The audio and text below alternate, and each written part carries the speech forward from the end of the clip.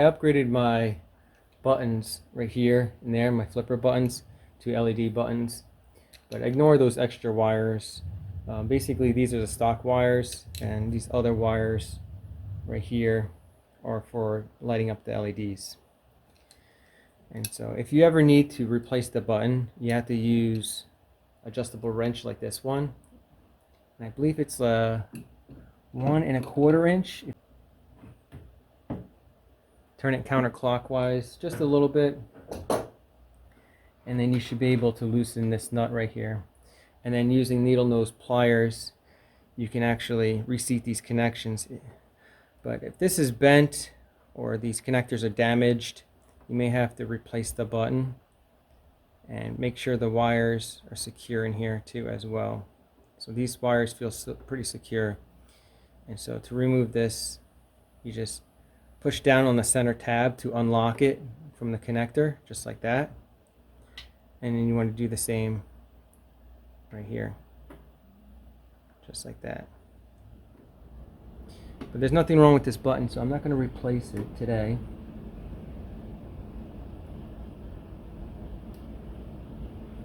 Connector right here. You go ahead and remove this one, and I'll lay it down there. And then this one right here. Don't pull on the wires, only pull on the connector.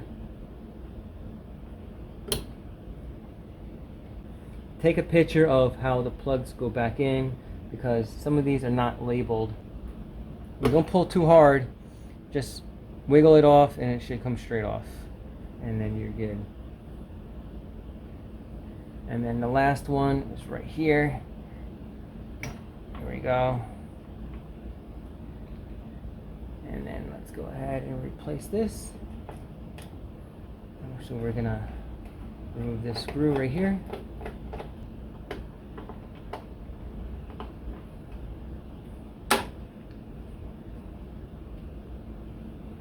And we have one more actually right there. Pinch and pull this one.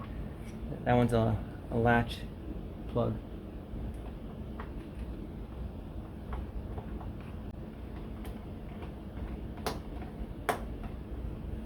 Okay, so once you have all the screws removed or unscrewed, there's 4 of them, you just lift up and it comes straight out.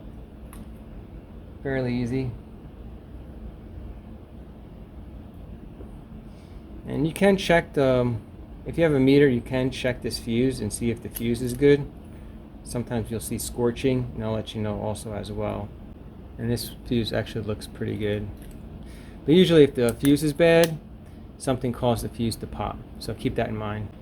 Alright, and to replace the solenoid, you want to go ahead and take a Phillips screwdriver. I don't know if you can see that or not, but there's a solenoid right there. And to replace that solenoid, take a Phillips screwdriver, and we're going to go ahead and unscrew. I think there's 4 screws that we need to unscrew. If you have a hard time turning the screwdriver right here, you can grab a wrench like this one and just use that kind of as leverage to help you just loosen the screw a little bit, and it should come straight out. Now it's a lot easier.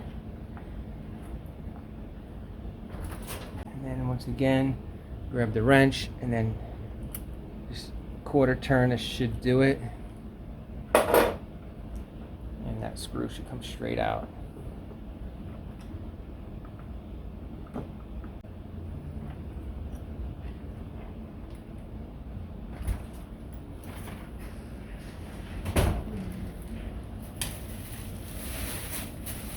Now there's a couple wires connected, actually, as you can see, 4 wires connected to the solenoid.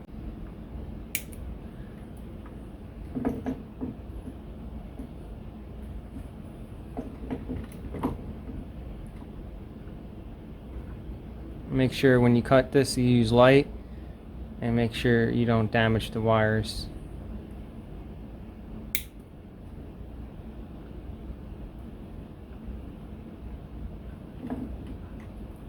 See? If you have a hard time with your vision, make sure you use someone with assistance. Right, this is gray cable, you have to squeeze the sides, and then this comes right off.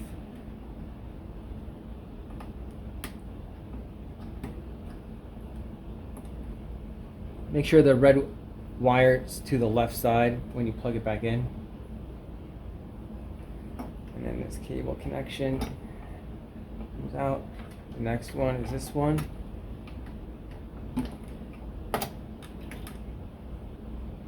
And this one is next. Make sure you grab the white connector, not the wires. And then this one is the next one. And then this one is the last one right here.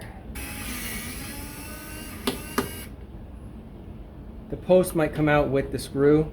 That's fine if it happens.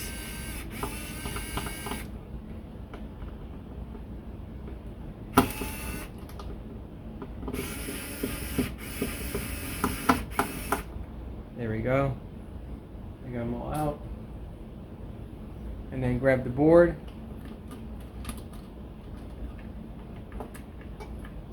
When you pull the board out, the posts might come with the board because, you know, it unscrewed from the cabinet instead of the post. So you just go ahead and loosen it up like that.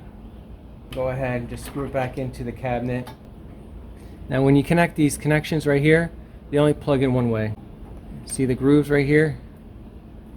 This is for the ball launch right here, and that connects right here. And this is for the plunger. This plugs in right here. That's for the front keys, front of the cabinet, the front buttons like the forward nudge and the back rewind button.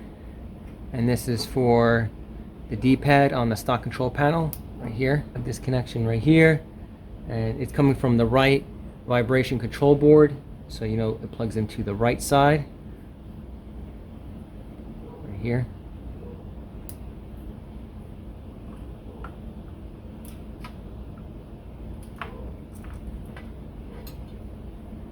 And this one comes from the left side, so we plugged in on the left side of this board.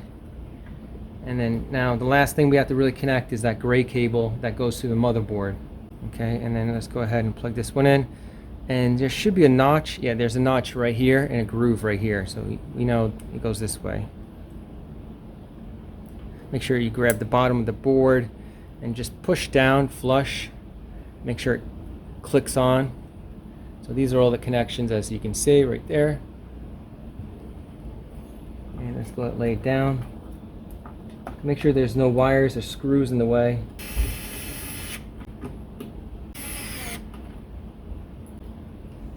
Now I'm going to install a solenoid.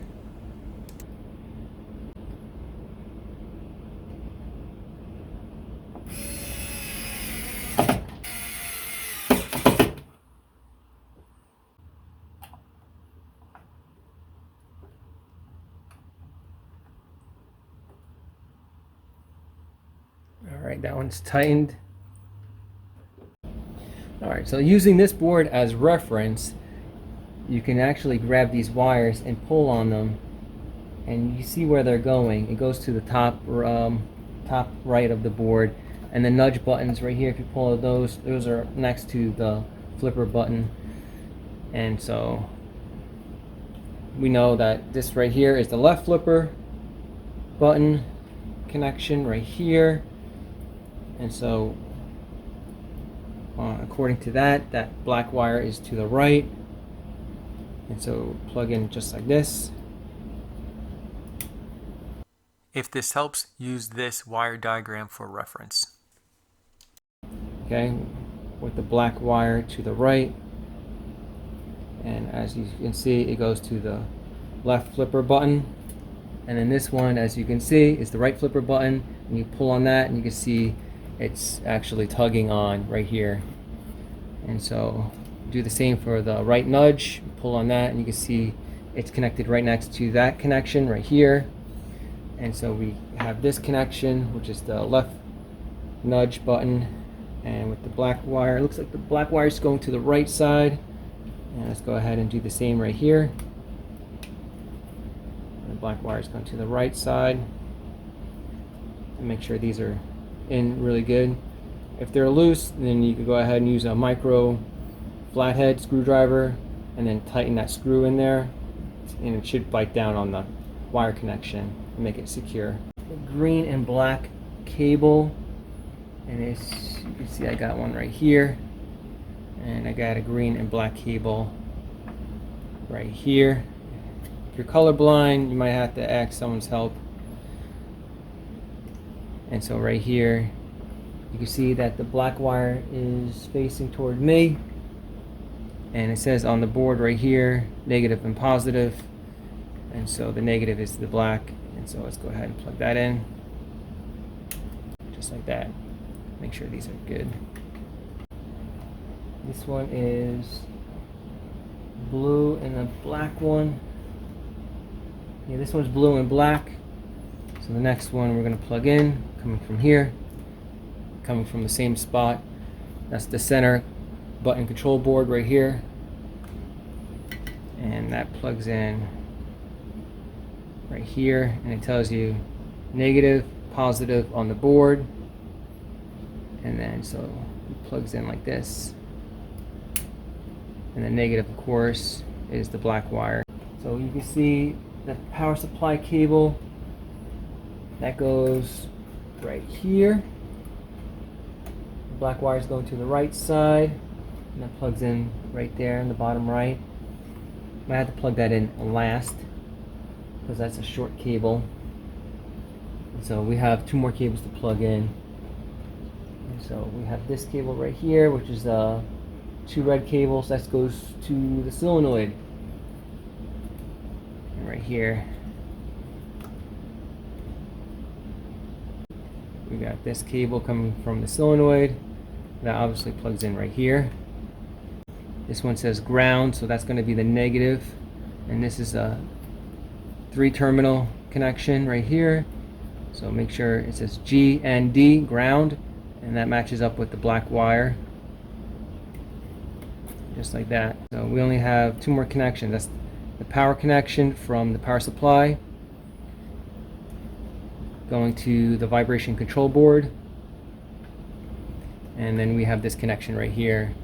And it says G and D, that's ground, and that's going to be the black wire. But I don't think that actually has any.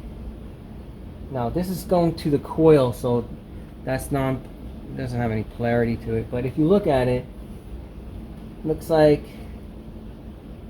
the screws are facing the opposite direction. So if you look at it right here,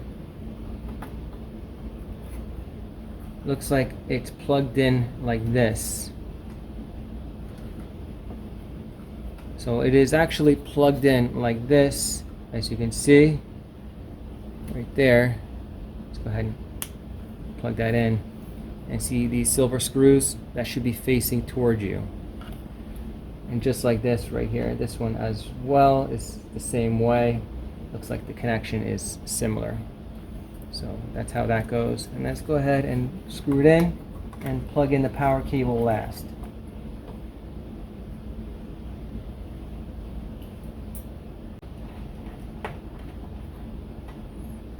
There we go.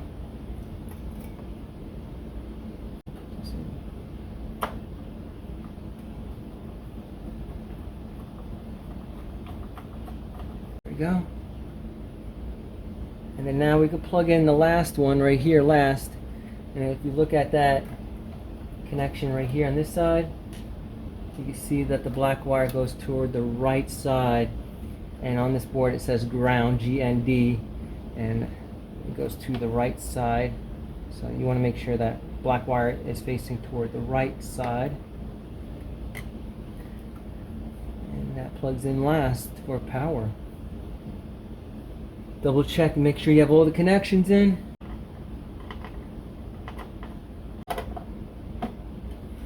Alright, as you can see in here, the red lights light up on the vibration control boards.